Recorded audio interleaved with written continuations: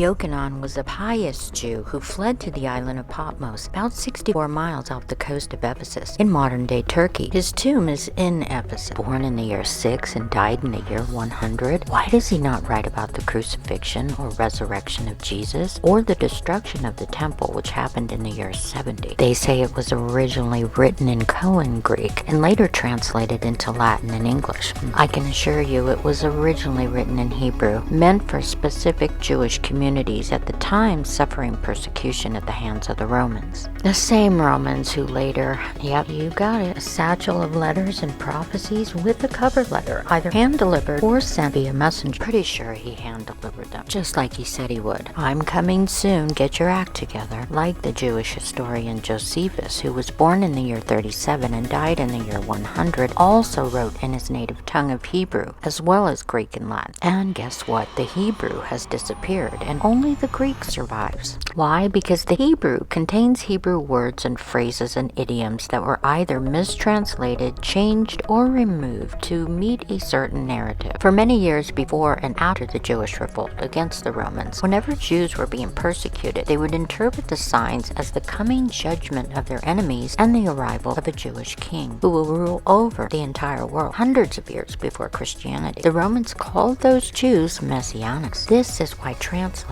and reading the text in Hebrew is so important to truly understand the signs and wonders. And there are many. Here's a few you might just find interesting. First of all, the Hayat Taref is not a beast, and the number is not 666. It is something terrestrial, possibly with electromagnetic properties. Think Rep ID, Rep as in Terra, used to track things and people. And a Bina Hashev is a binary computer that operates on code using only ones and zeros. Calculating the number or gematria of Adonhu, which should have never been translated as man, reduces to 10, a 1 and a 0, not 666. This was added later. The oldest Greek texts state that the number is 665, another says 662, so all of these are wrong. The use of binary code finds its history in the ancient Chinese I Ching, which uses a series of broken and unbroken lines, positive and negative, black and white, something Yochanan and his followers would have been familiar with. Now the Siman and the number or name of the Hayat Taref is a SIM chip, first developed for semen. Coincidence? I don't think so. Here's a visual of what I'm talking about. The ancient I Ching and what we use today to track people and things. Barcodes and now QR codes. Won't be able to buy or sell without them.